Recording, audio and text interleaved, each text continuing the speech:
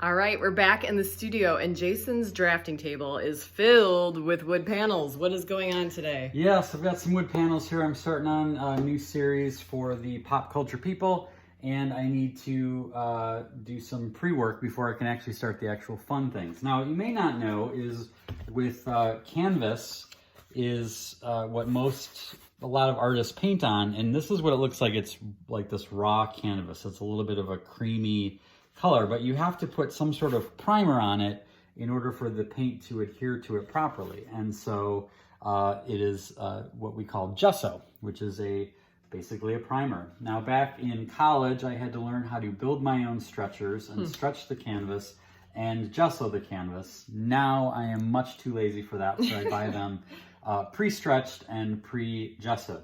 However, for these wood panels, they need to also have some sort of a primer on them.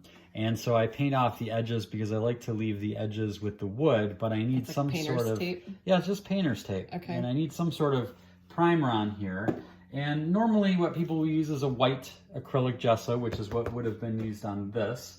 But I like to turn to my good friend Bob Ross, who has this cool gray gesso. It's sort of an in-between thing. And the reason I like using this, if you have seen some of my other paintings when I am working, I hate working just on plain white. I like to have some sort of a mid-tone to start from so I can go lighter and darker.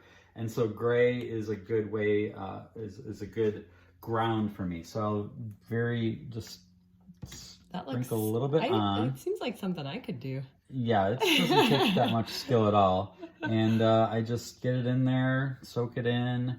One of the things that's kind of interesting about it, I don't know the science behind it, but as it dries, some of the wood grains kind of come forward. So it makes the surface kind of rough. And so after this dries, which won't take very long because it's acrylic, I'll take a really light tooth sandpaper and I will sand it down and make it super smooth, but it'll keep most of this gray on there. And then right from there is when I start the drawing and can do the fun part, which is the painting. Nice. Well, get to it.